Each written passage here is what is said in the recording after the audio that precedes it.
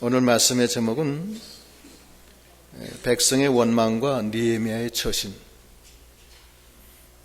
유다 총독으로 느헤미야가 부임을 해서 하나님 나라를 세우기 시작했어요. 그 전에는 누가 다스렸는지 잘 나오질 않는데 제가 추측한 데는 산발락 사마리아의 총독이 아마 겸임했던 것 같아요. 그러니까 그렇게 반대를 하고 그랬죠. 아닥사스다 왕이 느헤미야를 총독으로 부임을 시키면서 산발락은 그냥 사마리아만 맡고 유다는 느헤미야가 맡게 됐는데, 와서 보니까 백성이 많이 힘들어요. 힘들고 거기 또 기근이 왔어요. 가뭄이 왔어요.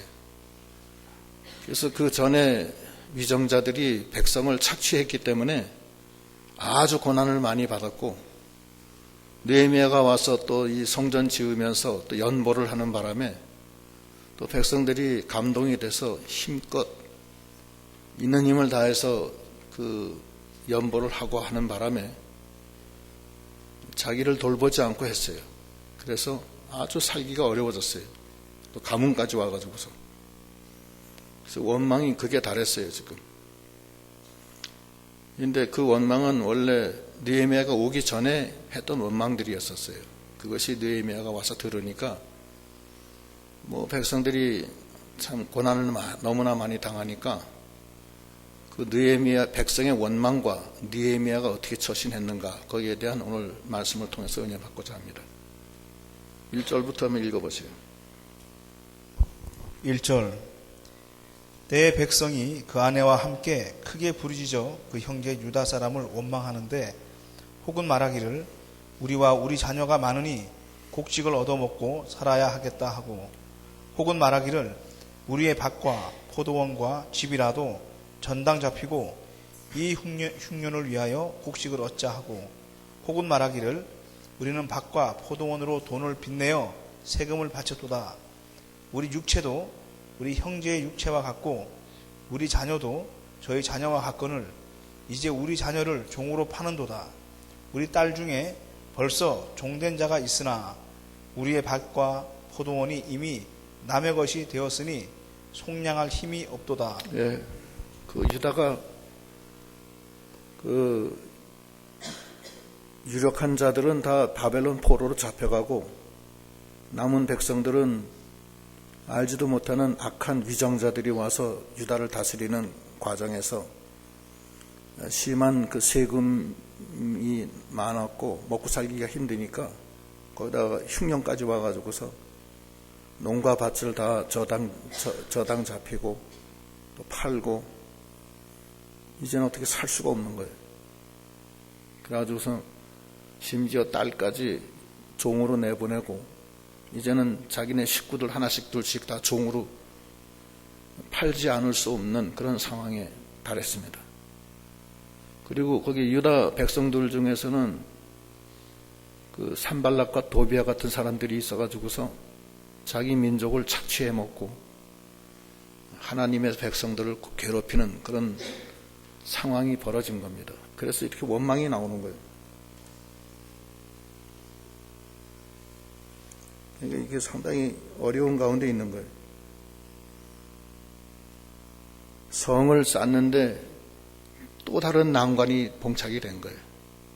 제일 큰 난관은 산발락과 도비아 및 거의 사마리아 사람들이 방해 놓는 게 제일 큰 난관이고, 두 번째 난관은 백성들이 힘에 붙여가지고서 지쳐고, 그래서 우리가 이거 못하겠다, 또 더군다나 적군이 쳐들어온다는데 우리가 어떻게 하면 좋으냐, 그런 그 백성들이 그 마음이 허물어지기 시작한 것이 두 번째 환란이야.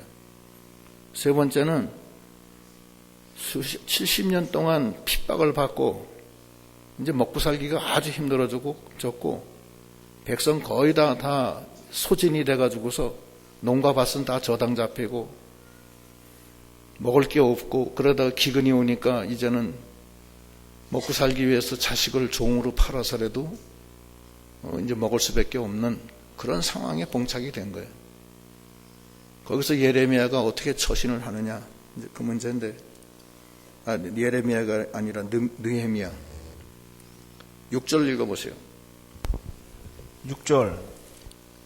내가 백성의 부르짖음과 이런 말을 듣고 크게 노하여 중심에 계획하고 기인과 민장을 꾸짖어 이르기를 너희가 각기 형제에게 취리를 하는도다 하고 대회를 열고 저희를 쳐서 이르기를 우리는 이방인의 손에 팔린 우리 형제 유다 사람들을 우리의 힘을 다하여 속량하였거늘 너희는 너희 형제를 팔고자 하느냐 더구나 우리의 손에 팔리게 하겠느냐 하매 저희가 잠잠하여 말이 없기로. 네. 먼저 거기 남아있는 사람들 중에서 귀인들과 민장들을 책망하는 거예요. 국가의 그 제사장이나 서기관들이나 위정자들이 다 포로로 잡혀가고 이제 남은 너희들 중에 민장과 귀인들이 있는데 너희들이 부하내동에서 백성을 착취하고 그렇게 괴롭히냐, 책망하는 거예요. 그게 옳아요? 형제를 잘 보호해 주진 못할 망정 점점 더 착취를 하고 더 핍박을 해서 마침내 형제들이 다 포로로 잡혀가게 하는 게 옳아요. 그래서 그거를 책망하는 겁니다. 너희들이 그래도 돈이 좀 있을 거 아니냐, 그걸로 우리는 바벨론에 포로로 잡혀갔다가 이 백성을 살리기 위해서 여러 희생을 해서 여기까지 와서 이렇게 하는데 너희들은 여기 앉아가지고서 아무 고생도 안 하고 오히려 가난한 백성들을 착취해서 거기서 피를 빨아서 너희들이 이렇게 지내는 게 옳으냐, 책망하시는 거예요.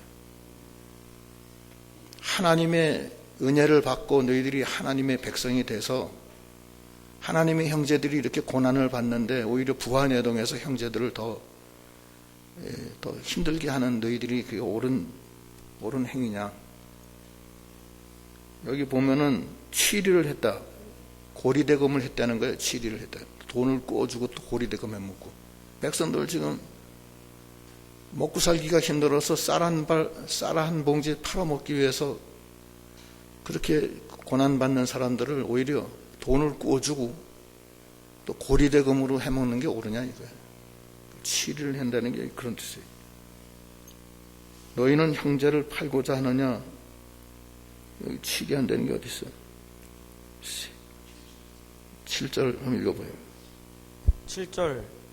중심에 계획하고 기인과 민장을 꾸짖어 이르기를 너희가 각기 형제에게 취리를 하는도다 하고 대회를 열고 저희를 쳐서 이르기를 우리는 이방인의 손에 팔린 우리 형제 유다 사람들을 우리의 힘을 다하여 속량하였거늘 너희는 너희 형제를 팔고자 하느냐 더구나 우리의 손에 팔리게 하겠느냐 하매 저희가 잠잠하여 말이 없기로 내가 또 이르기를 너희의 소위가 좋지 못하도다.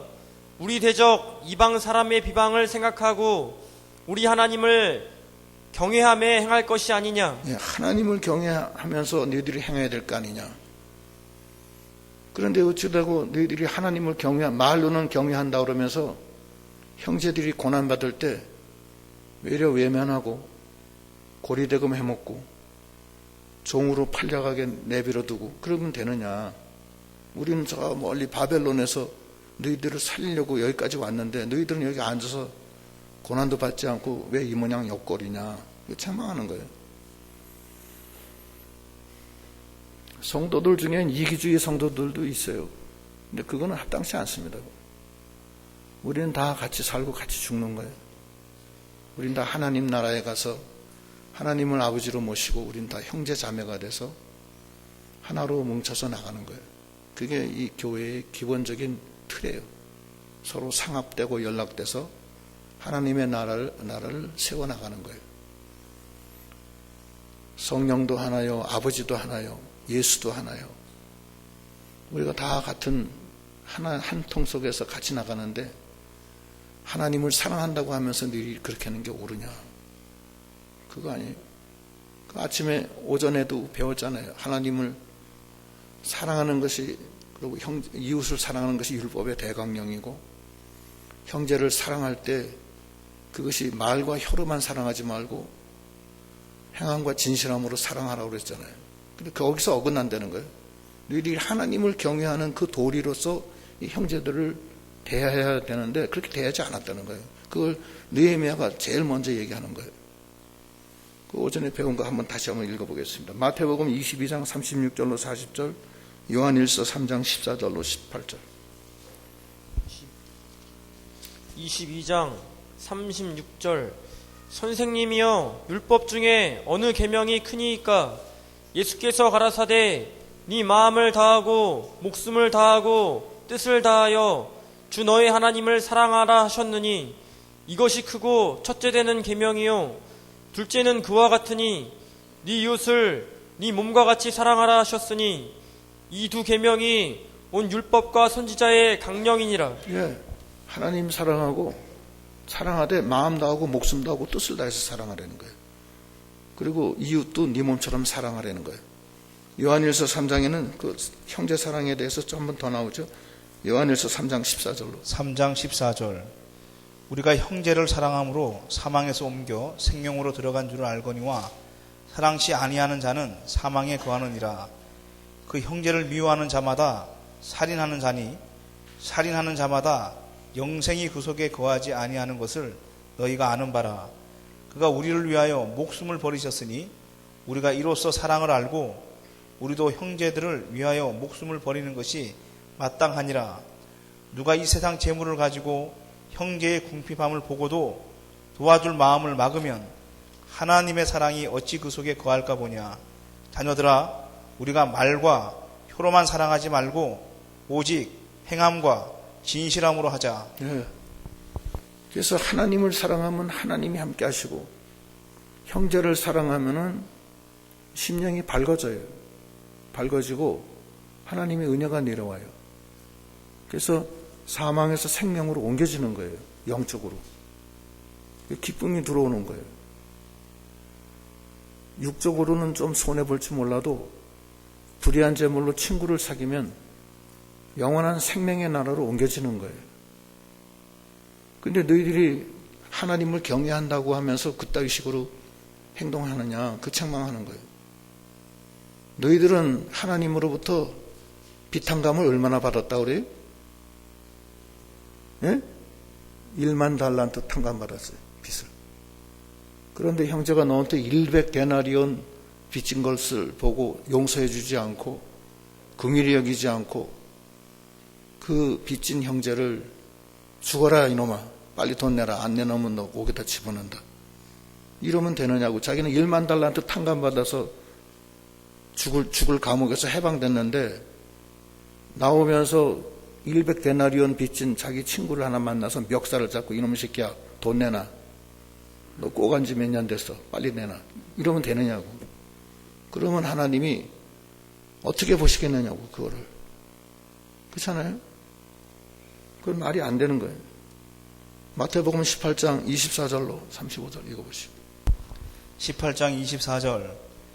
회개할 때에 1만 달란트 빚진 자 하나를 데리고 오매 갚을 것이 없는지라 주인이 명하여 그 몸과 초와 자식들과 모든 소유를 다 팔아 갚게 하라 한대, 그 종이 엎드려 절하매 가로되 내게 참으소서 다 갚으리이다 하거늘 그 종의 주인이 불쌍히 여겨 놓아 보내며 그 빚을 탕감하여 주었더니 그 종이 나가서 제게 100데나리온 빚진 동관 하나를 만나 붙들어 목을 잡고 가로되 빚을 갚으라 하매 그 동관이 엎드려 간구하여 가로되 나를 참아 주소서 갚으리이다 하되 허락하지 아니하고 이에 가서 저가 빚을 갚도록 옥에 가두거늘 그 동관들이 그것을 보고 심히 민망하여 주인에게 가서 그 일을 다하고 하니 이에 주인이 그를 불러다가 말하되 악한 종아, 네가 빌기에 내가 네 빚을 전부 탕감하여 주었거늘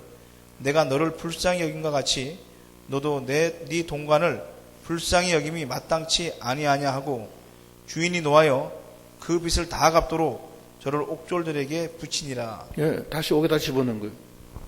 형제를 미워하는 자들은 생명에서 다시 사망으로 들어가는 거예요. 그건 하나님을 사랑하지 않기 때문에 그래요. 하나님이 너 1만 달란트 비탄감해 줬는데 100데나리온 그 아무것도 아닌 거 가지고서 형제들을 그렇게 괴롭히면 되느냐. 그것이 여호와를 경외하는 도를 따라 형제들을 대우하려는 거예요. 그게 이 말씀이 그 말씀이에요.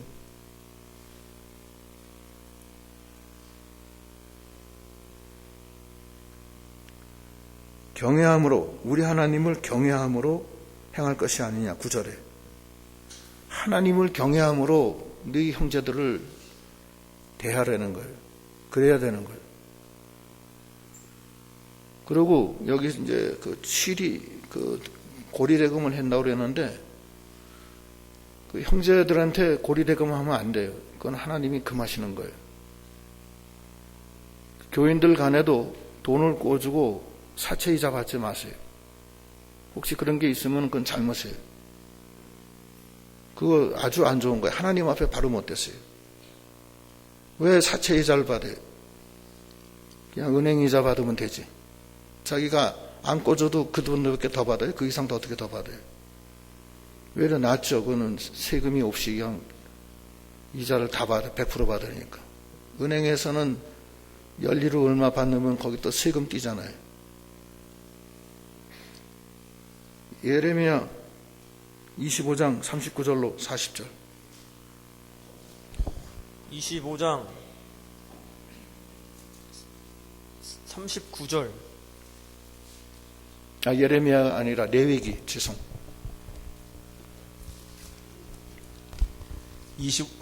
39절. 네 동족이 비난하게 되어 네게 몸이 팔리거든 너는 그를 종으로 부르지 말고 품꾼이나 우구하는 자같이 너와 함께 있게 하여 희년까지 너를 섬기게 하라. 예, 품꾼이고 그 다음에 이게 고리대금 하지 말라는 걸 내가 어디다 기록했는데 25장 39절이에요 그게? 내가 이거 잘못 기록했네. 딴 데 있어요, 딴 데. 그 교인들 간에 돈 꿔주고서 사채이자 받지 마세요.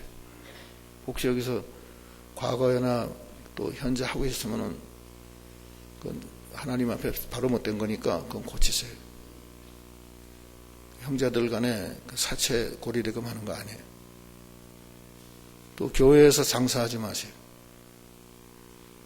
장사는 우리 요람의 뒤에 장사하는 성도들 이름 적어놨으니까 거기에 필요하면은 거기 이방 딴 데서 할 거 거기서 해라는 뜻이지 아예 내놓고 여기 와서 옷 팔고 물건 팔고 그러면 안 돼요. 그거는 성전에서 물건 파는 거고 그건 합당치 않습니다. 그래서 그렇게 하고 어떤 성도가 물건을 좀 어떤 걸 사고서 좀 갖다 달라 뭐 갖다 줄 방법이 없는 거야. 그러니까 주일에는 그걸 금하고 뭐 수요 예배나 또는 딴 날 새벽 예배 때나 이렇게 해서 갖다 주고 하는 건 괜찮아요. 그건 괜찮지만 여기서 돈을 주고받고 하면 그건 합당치 않습니다. 교회에서 어떤 사람이 홍삼 만드는 기계를 팔아요. 기계를 파는데 또 홍삼을 달여가지고서도 팔아요. 그래서 한 재를 팔고 두 재를 팔고 그랬는데 어떤 사람이 돈 없는 사람이 어떻게 이제 교회 나온 지 얼마 안 됐는데 그 구역장이 계속 이거 먹으면 좋다고 그래가지고서 돈이 없어요. 외상으로 그냥 가져가시라고. 그래서 몇 재를 먹었어요. 근데 돈이 없으니까 돈 없어서 갖다 주는 거예요. 한 1년 만에 갚는데 계산이 서로 틀린 거예요. 구역장이 갖다 준 것은 한 5재를 갖다 주는데 이 사람은 3재 먹은 걸로 생각하는 거예요. 2재가 차이가 나요. 그래서 주일날 오면은 2재 값 내놓으라고 계속 얘기하고 나 2재 스위치밖에 안 들어갔다고 암만 생각해도 그거밖에 생각이 안 난다고. 아이고, 막,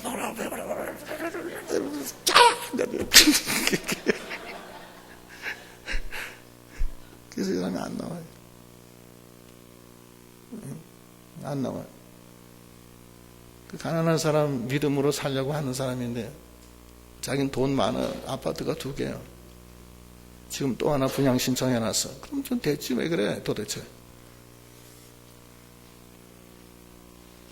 그렇게 하면 안 돼. 어떤 사람은 또 보험을 팔아요. 보험에 다 팔면 또 딴 교회도 가. 다 빼먹은 다음에. 그런 사람 봤어요. 안 돼. 그건 합당치 않고, 하나님 앞에 합당치 않아요. 왜 교회 와서 장사를 하느냐고. 교인들이 자기 물건이 좋아서 사는 게 아니에요. 형제니까 좀 도와주려고 하는 마음이 생겨서 측은지심으로 사는 거지. 그것도 와가지고서 새벽 예배 또 몇 달 나온다고 그러면 뭐 사람들이 믿음 좋다고 해가지고서 다 그냥 안심 팍 하고서 다 빼먹은 다음에 가. 그냥 없어요. 그러면. 그런 사람들 봤어요. 그거 아주 합당치 않아요. 하나님을 이용해 먹는 거예요. 그런 건 하지 마시오. 우리 교회는 그런 건 아직 못 봤으니까 괜찮지만 절대 그게 하나님 앞에 복을 못 받아요. 그거.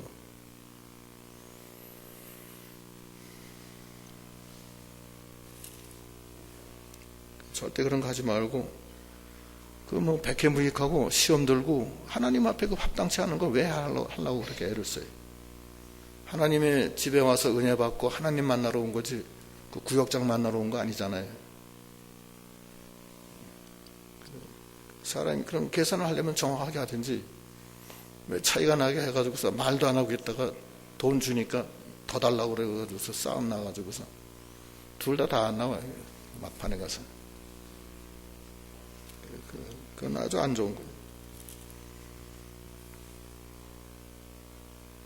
그래서 우리는 하나님의 사람으로서 하나님의 큰 은혜를 받고 하나님의 집에 와서 형제 자매들과 같이 손잡고 하나님의 나라를 세워드리고 하나님 주 안에서 서로 위로받고 서로 붙들어주고 그렇게 하고 나가는 거 아니에요, 이게 교회가. 그래서 믿음의 반려자로서 믿음의 길을 같이 가는 거 아니에요. 그것이 바로 된 신앙의 길인데 교회에서 이 장사가 들어와 가지고서 교회에서 장사하고 고리대금하고 그래서 교회 오면 맨 그거 하나 더 팔려고 어떤 사람은 신발 팔어. 그래서 교인들 보면은 뭐 신발만 봐. 신발이 다 됐네요. 이 신발이 어떻고 저떻고 신발 팔고. 그러면 안 좋은 거예요. 왜 그래? 교인들이 하나님 은혜 받으러 왔는데 자꾸 와서 내 신발만 쳐다보니까 하나 좋은 거 없지. 교인들의 어려운 점을 이용하지 마세요. 그거 아주 안 좋은 거예요. 그냥 주라고 그냥. 당신 보니까 힘든 것 같은데 내가 돈 얼마 있는데 쓰시오. 그거 주면 되는 거야 그냥. 그런다면 하나님이 그 100배 채워줘요. 100배를 준다고 그랬잖아요. 그래서 하나님을 경외하는 여기 보면 하나님을 9절 다시 한번 읽어보세요. 9절 내가 또 이르기를 너희의 소위가 좋지 못하도다. 우리 대적 이방 사람의 비방을 생각하고 우리 하나님을 경외함에 행할 것이 아니냐. 하나님을 경외함으로 행하라는 거예요. 하나님을 경외함으로 행할 때는 우선 하나님이 내 빚을 탕감해 주셨으니까 나도 용서해주고 긍휼히 베풀어주고 감사하잖아요. 그 하나님이 그거 다 기억하세요. 그건 하나님을 경외함에 행하라는 거예요. 형제를 사랑해주고 그리고 고리대금이나 이런 거 하지 말고 그렇게 하라는 거예요. 형제가 어려우면 도와주고 형제가 어려우면 도와주는 거 좋습니다. 사람이 사는 게 두 가지 방법이에요. 첫째는 이기적으로 사는 방법이 있고 또 다른 사람은 이타적으로 사는 사람이 있어요. 그거는 자기가 재산의 많고 적음으로 인해서 결정되는 거 아니에요. 그 사람의 믿음과 그 사람의 생활 방식이에요. 그래서 항상 자기 중심으로 사는 사람은 밤낮 죽을 때까지 자기 중심으로 살아요. 하나님보다는 자기가 더 높아요. 항상 그래요. 자기한테 손해나는 일은 하나님이라 해도 안 돼요. 그건 안 되는 거예요. 그러나 이타적으로 사는 사람은 항상 하나님 중심이에요. 손해봐도 좋다는 거예요. 하나님이 채워주실 줄 믿는 거예요. 여기 지금 예레미야 5장 1절에 여기 그 백성들이 굉장히 공공하게 된 것도 하나님을 위해서 충성하다가 그렇게 된 거예요. 사실은 그 중에 상당한 부분은 극한 가난 속에서도 힘을 다해서 한 거예요. 그런데 악한 자들이 그걸 이용한 것뿐이에요. 그렇게 하면 안 돼요. 하나님이 그건 반드시 하나님이 그건 도와줘요. 그런 사람들은 얼마나 잘 도와주시냐. 고린도 후서 9장 8절로 11절 9장 8절 하나님이 능히 모든 은혜를 너희에게 넘치게 하시나니 이는 너희로 모든 일에 항상 모든 것이 넉넉하여 모든 착한 일을 넘치게 하게 하려 하심이라. 기록한 바 저가 흩어 가난한 자들에게 주었으니 그의 의가 영원토록 있느니라 함과 같으니라. 심는 자에게 씨와 먹을 양식을 주시는 이가 너희 심을 것을 주사 풍성하게 하시고 너희 의의 열매를 더하게 하시리니. 그 다음에 11절 너희가 모든 일에 부요하여 너그럽게 연보를 함은 우리로 말미암아 하나님께 감사하게 하는 것이라. 예. 그래서 하나님 앞에 이렇게 열심히 하는 것은 하나님이 반드시 복을 줘서 회복시켜줘요. 마게도니아 교인들이 그렇게 한 거예요. 이게 고린도 후서 지금 읽은 데는 9장인데 고린도 후서 8장에 그 힘에 지나도록 자원해서 감사함으로 하나님께 연보해요. 근데 굉장히 어렵다고 극한 가난 속에서 한 거예요. 그런데 고린도 후서 9절에서는 거기 하나님이 큰 은혜를 베풀어 주셨다는 내용이거든요. 이게. 그래서 우리가 하나님께 충성하는 믿음, 하나님을 경외함으로 행하는 믿음, 그것이 매우 중요합니다. 하나님께 대해서도 그렇게 해야 되고 또 믿는 형제들한테도 그렇게 해야 돼요. 그 과정에서 그 고리대금 하지 말고 뭐 이런 거 여러 가지 있어요. 형제들의 저당을 잡힐 때, 저당을 잡히고 종으로 팔려올 때 종으로 쓰지 말라는 거예요. 돈은 주고 돈으로 저당 쓰지 말라는 거예요. 맷돌을 저당 잡히러 오면은 그냥 돈은 주고 맷돌 저당 잡지 말라는 거예요. 맷돌 저당 잡아버리면 밥을 어떻게 해 먹어요? 그때는 무슨 뭐 정미소가 있는 것도 아니고 곡식을 갈아서 그걸로 빵도 해 먹고 그러는 건데 그 맷돌을 얼마나 없으면 맷돌을 갖다 저당 잡히냐고. 그때는 그냥 돈 주고 그냥 그거는 갖다 주라는 거예요. 왜냐하면 생명이 더 중요하기 때문에 그래요. 그 보상은 누가 하느냐? 하나님이 해줘요. 그렇게 믿고 나가야 돼요. 이 세상에 지금 많은 사람들이 이타적으로 자기보다는 큰 하나님의 나라와 대의를 위해서 사는 사람 많습니다. 그건 감동이에요. 감동. 평생 동안 자기를 위해서만 사는 사람이 있어요. 돈의 노예가 돼가지고서 수전노가 돼서 발발발발 떨고 심지어는 자기 자식한테 주는 것도 아까워하고 자기 부인한테 주는 것도 아까워하고 그런 사람들 봤어요. 죽을 때 하나도 못 가지고 가고 다 그건 썩어질 것에 그냥 쓰는 거예요. 그러지 말고 확 타와가지고서 너나 주라고 그냥. 어때? 무슨 상관이야? 하나도 못 가지고 갈까? 이방 못 가지고 갈까? 다 넌 하나 주지. 그러면 얼마나 많은 사람이 감사하겠느냐고. 죽을 사람이 살아나고. 그래서 자기를 희생하는 사람이 많잖아요. 그런 사람 많아요, 지금. 이태석 신부 같은 사람은 오남매 중 막내로 태어나서 엄마는 반지꼬리 장사하고 막내 아들 의과대학 가서 그거 기뻐서 엄마가 위로받고 살고 있는데, 의과대학 나오자마자 신부 학교 가서 신부도 하고, 나오자마자 이제 의사가 됐는데, 이제 엄마가 허리 피고 이제 살 거니 했는데, 웬걸 아프리카 수단으로 지원해서 거기 수단에 가서 알지도 못하는 동네에 가서 문둥이들을 치료해주는 그런 일을 하고 있는 거야. 그게 이태석 신부야. 그게 죽었어요. 일찍이 위암으로 거기서 고생하다가. 근데 그 수단 사람들은 부모가 죽어도 울지 않는데 거기는. 그런데 이태석 신부가 죽으니까 그 눈둥이들, 그 껌둥은 엄마가 죽어도 울지 않는 사람들이 달깃돈 같은 눈물을 뚝뚝 흘리면서 그 이태석 신부의 그 자기들에 대한 사랑에 감격해서 그렇게 울었고, 그 다음에 얼마 전에 방송 보니까 그 수단의 교육부 장관이 이태석 신부를 자기네 고등학교 교과서에 그 우리를 도와준 위대한 사람으로 그 교과서에 올렸대. 그리고 그것이 KBS에서 울지마 톰스라는 영화로 다큐멘터리로 만들어져서 보는 사람마다 많이 울었어요. 저도 울었어요. 그리고 그것이 바티칸에 가져가서 바티칸에 있는 교황 및 거기 사제들 다 울었어요. 감동이라니까. 그 사람은 짧게 46살인가 7살에 죽었지만 400년 산 것보다 나아요. 썩어질 인생 골골대면서 오래 살면 무슨 소용이 있어요.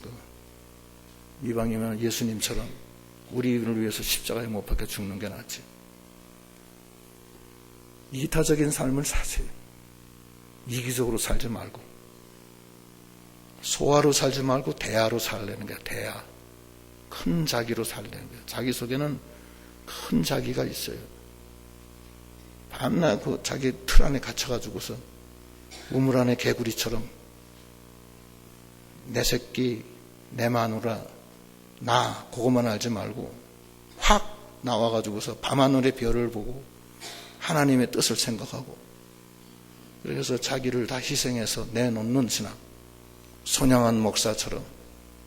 손양한 목사는 그 애양원의 여수의 그 문둥이 한센인들 거기 가서 피고름을 빨아주면서 거기서 전도했잖아요.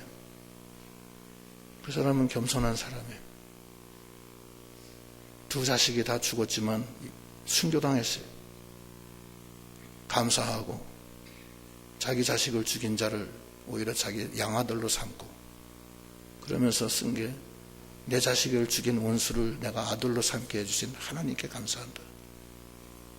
내 아들 미국 보내려고 그랬는데 하나님이 천국으로 보내줘서 감사하다. 이런 대화로 사는 거예요. 사는 게 다 사람이 인간이 같아요. 무슨 차이가 있어요? 이기적으로 살면은 고기 더 많이 먹어요. 고기 많이 먹으면 성인병밖에 안 걸려요. 편안하게 하나님이 허락하시는 그 내에서 하나님께 이용당하면서 사는 게 낫지. 느헤미야가 여기 와보니까 엉망진창이야, 인간들이. 그러니까 책망하는 거예요. 하나님을 경외함으로 행해야 될 거 아니냐. 너희들 행한 게 뭐냐 이게 도대체. 가난하고 헐벗은 형제들을 치리하고 종으로 팔아먹고 가진 못된 짓은 돌아가면서 다 하고 이게 무슨 짓이냐. 책망을 하는 거예요. 그러니까 말을 잠잠하여 말이 없었다고 그랬어요. 8절 읽어보시오. 8절 이르기를 우리는 이방인의 손에 팔린 우리 형제 유다 사람들을 우리의 힘을 다하여 속량하였거늘 너희는 너희 형제를 팔고자 하느냐. 더구나 우리의 손에 팔리게 하겠느냐 하매 저희가 잠잠하여 말이 없기로 내가 또 이르기를 너희의 소위가 좋지 못하도다. 우리 대적 이방 사람의 비방을 생각하고 우리 하나님을 경외하며 행할 것이 아니냐. 나와 내 형제와 종자들도 역시 돈과 곡식을 백성에게 취하여 주나니 우리가 그 이식 받기를 그치자. 예. 이식 받기, 고리대금 하지 말고 돈도 받지 말자는 거예요. 이식을 취하지 말라. 이자를 받기를 취하지 말자는 거예요. 근데 이병교 목사님은 정기예금 이자 받는 건 허락하셨어요. 그래서 교인들 간에 돈을 필요할 땐 꿔주는데 은행 이자 정도 받는 건 괜찮아요. 그렇게 받는 게 좋아요. 그 얼마나 감사하고 그 상대방 교인들도 너무나 감사한 거 아니에요. 하나님께 감사하는 거 아니에요. 영광을 하나님께 돌리는 거 아니에요. 그러면 하나님이 딴 걸로 보충해줘요. 그걸 알아야 돼요. 그 다음에 또 읽어보시죠. 11절. 그런즉 너희는 오늘이라도 그 밭과 포도원과 감람원과 집이며 취한 바 돈이나 곡식이나 새 포도주나 기름의 100분지 1을 돌려보내라 하였더니, 네. 자기가 받은 모든 것의 100분의 1, 1%를 보내라는 거예요. 그 1%를 생각지도 않던 다 이제 빼앗긴 걸로 생각하는데 빼앗아간 사람이 1%를 잘라서 보내줬으니 얼마나 감사해요. 힘이 나는 거지. 아, 우린 소망도 없이 이제 죽는구나. 그렇게 했다가 그 부잣집에서 그 쌀 좀 꿔주고서는 또 나중에 이자까지 받아서 고리대금으로 받아갔는데 거기서 받아간 것 중에서 100분의 1을 잘라서 줬으니 얼마나 감사해요. 그게 마음이 편해지는 거 아니에요. 그냥 그걸 해라는 거예요. 고리대금 하지 말고 또 가져온 이익의 100분의 1을 잘라서 줘라. 다시 돌려줘라. 그 얘기하는 거예요. 그 다음 12절. 저희가 말하기를 우리가 당신의 말씀대로 행하여 돌려보내고 아무것도 요구하지 아니하리이다 하기로 내가 제사장들을 불러 저희에게 그 말대로 행하리라는 맹세를 시키게 하고 내가 옷자락을 떨치며 이르기를 이 말대로 행치 아니하는 자는 하나님이 또한 이와 같이 그 집과 산업에서 떨치실지니 저는 곧 이렇게 떨쳐져 빌지로다 하매 회중이다 아멘하고 여호와를 찬송하고 백성들이 그 말한 대로 행하였느니라. 예. 또 이자 받던 거 다 집어치고 또 받아온 이익에서 100분의 1을 떼서 주고 그렇게 하겠다는 거예요. 그러니까 느헤미야가 그걸로 끝난 게 아니에요. 그러면 좋다. 제사장들을 시켜서 그들로 맹세하게 하라. 그리고 이 맹세를 어기면은 하나님이 반드시 징계하신다. 그걸 다짐을 받으려는 거예요. 그래서 이 맹세나 서원은 하나님이 그렇게 하시는 거예요. 인간이 마음이 저변석게 자꾸 변하기 때문에 하나님이 그 받은 바 은혜를 유지시키기 위해서 강제적으로 맹세시키고 서원하는 거예요. 서원한 것은 반드시 갚으려는 거예요. 신명기 23장 19절로 23절. 23장 19절. 네가 형제에게 꾸이거든 이식을 취하지 말지니 곧 돈의 이식, 식물의 이식, 무릇 이식을 낼 만한 것의 이식을 취하지 말 것이라. 이게 아까 나온 게 그거구나. 이게 잘못했구나. 그 다음에 20절. 타국인에게 네가 꾸이면 이식을 취하여도 가하거니와 너의 형제에게 꾸이거든 이식을 취하지 말라. 그리하면 네 하나님 여호와께서 네가 들어가서 얻을 땅에서 네 손으로 하는 범사의 복을 내리시리라. 네, 이식을 취하지 말라는 거예요. 그럼 하나님이 그만큼 보상을 해주신다는 거예요. 그 다음에 아까 레위기 25장 39절로 40절 다시 한번 읽어보시죠. 오늘 이상하게 이게 잘 안 돌아가네요, 모든 게. 이건 됐어요. 그만해요. 그 다음에 소원을 하는 게 좋아요. 소원을 해라 이거예요. 소원을 해라. 왜냐하면 인간이 자꾸 마음이 변해서 그래요. 하나님은 한 번 소원한 것은 반드시 갚게 해요. 그게 굉장히 중요한 말씀이에요. 여러분이 이번에 이제 건축 헌금을 서원하고 또 여러 가지 서원을 하시잖아요. 그거 하시는 게 좋아요. 왜냐하면은 하나님이 그건 반드시 갚게 해요. 그 무슨 뜻이냐? 너희의 경제 환경이 그걸 못 갚을 정도로 악화시키지 않는다는 뜻이 그 안에 있어요. 숨어있는 뜻이에요. 그래서 하나님이 그 약속을 지키게 하기 위해서 우리의 모든 경제 형편을 망하게 하지 않는다는 거예요. 그래야지만 갖게 되기 때문에. 그래서 소원은 매우 중요한 거예요. 그리고 인간이 믿음이라는 게 항상 이렇게 딱 업돼가지고서 쭉 연결되는 거 아니에요. 인간의 믿음은 올라갔다 내려갔다 올라갔다 내려갔다 그래요. 믿음 좋은 사람도 어떤 때는 믿음 행편 없이 행동해요. 그건 왜 그러냐면 믿음이 그렇게 사람이 이렇게 계속되는 게 아니에요. 어떤 환경에 의해서 큰 환난을 당하면 사람들이 믿음이 떨어져요. 어떻게 할 수가 없다고 그거.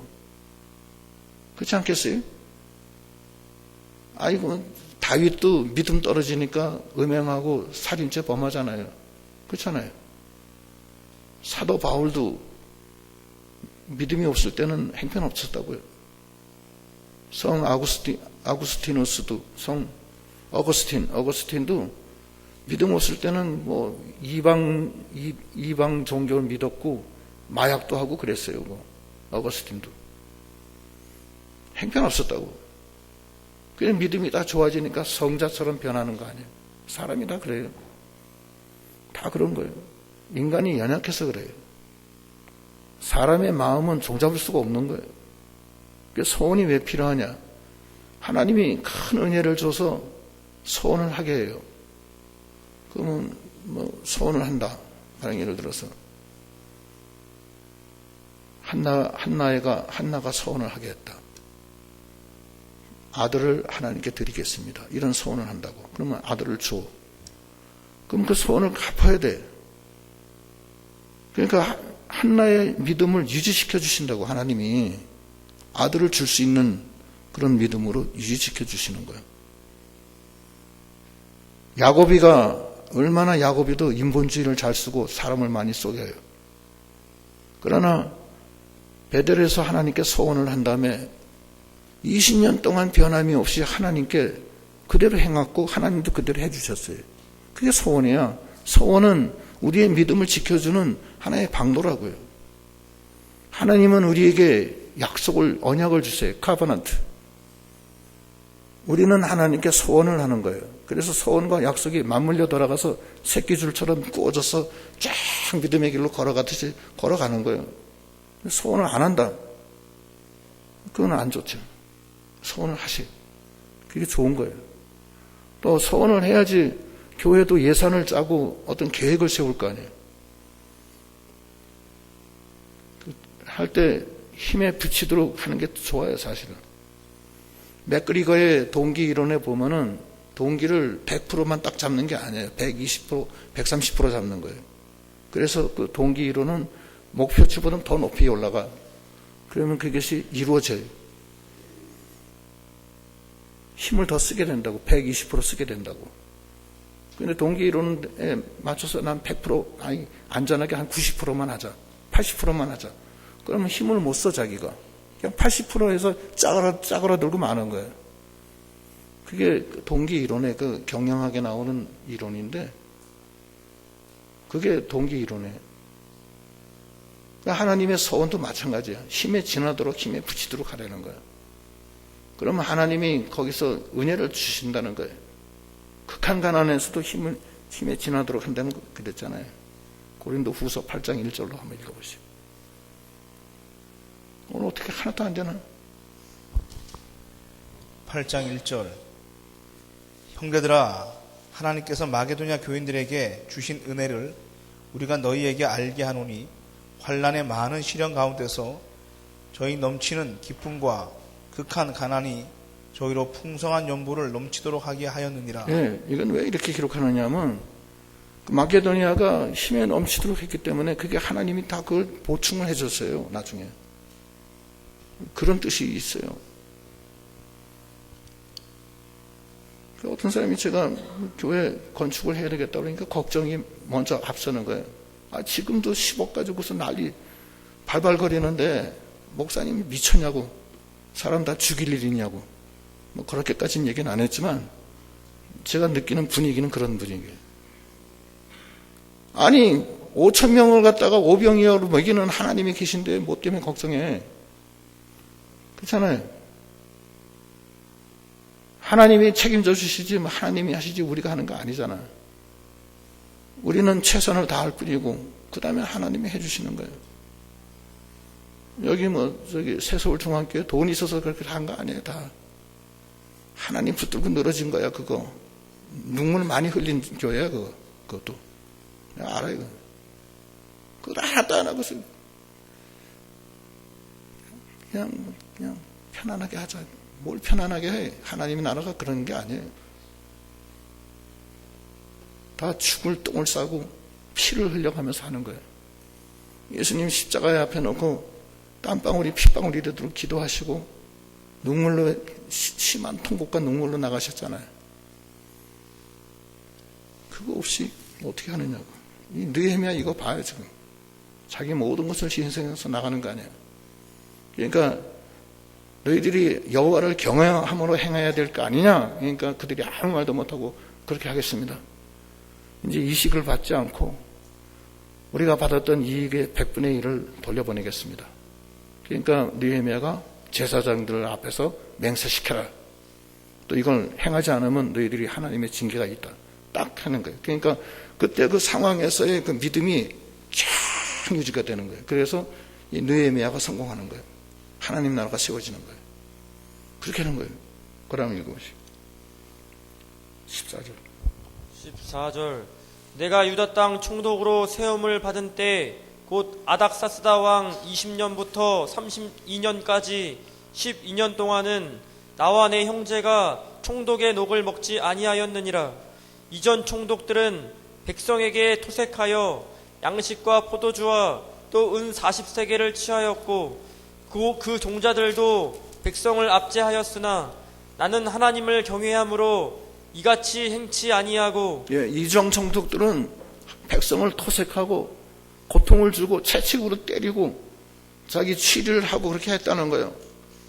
또 그걸 본받아서 그 밑에 있는 민장들이나 귀빈들이 다 그렇게 해먹었다는 거예요. 그냥 백성들이 너무 힘들어가지고서 하나님 앞에 부르짖으니까 느헤미야가 그 소리를 듣고 하나님을 경외함으로 행해야 될 거 아니냐 하면서 책망하는 거예요. 그러니까 다 그 말을 들은 거예요. 16절. 여기 보면 나는 여호와를 경외함으로 이같이 행하였느니라. 이같이 행치 아니하였다. 너희같이 그렇게 행치 않았다는 거예요. 다른 총독들처럼. 16절.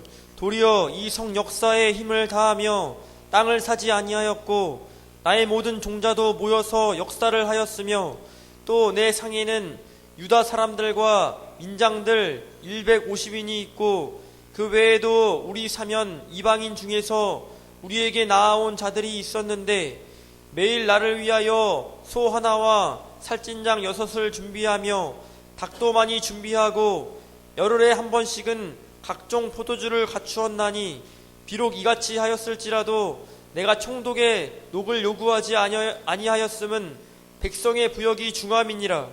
내 하나님이여 내가 이 백성을 위하여 행한 모든 일을 생각하시고 내게 은혜를 베푸시옵소서. 네. 느헤미야는 이 백성이 이렇게 어렵고 힘드니까 자기도 녹을 받지 않았다는 거예요. 그래서 하나님이 이걸 아시고서 복을 내려달라는 거예요. 하나님이 복 내려줬어요. 큰 복을 내려줬어요. 복의 근원은 하나님이시지 우리 인간이 인본주의 있어서 복 받는 거 아니에요. 하나님의 일을 위해서는 자기 신앙 양심에 따라 하는 거예요. 그렇게 하면 되는 거예요. 그래서 자기의 일신의 어떤 개인적인 그 사적인 그런 그걸 교회 일이나 하나님 일에 개입시키면 안 돼요. 절대. 그건 큰 잘못이에요. 깨끗하게 나가야 돼요. 깨끗하게 나가고 하나님을 경외함으로 행하는 그런 믿음으로 해서 우리가 다 느헤미야처럼 하나님 나라를 내 속에 세우고 또 이 교회 위에 세우고 하나님의 뜻이 이루어지는 이 놀라운 역사 속에서 많은 마귀 역사가 있습니다. 산발락과 도비야, 아람 사람들, 아라비아 사람들, 또 내부적으로도 힘에 진해서 낙심해서 또는 이번에 이게 빈민들이 너무 힘드니까 막 소위 말해서 막 데모를 일으킨 거 아니에요. 그때 하나님을 경외함으로 행함으로 이 모든 것을 잠재우고 하나님의 나라를 세워드리는 저희 믿음들이 다 되셔야 되겠습니다. 기도하시겠습니다.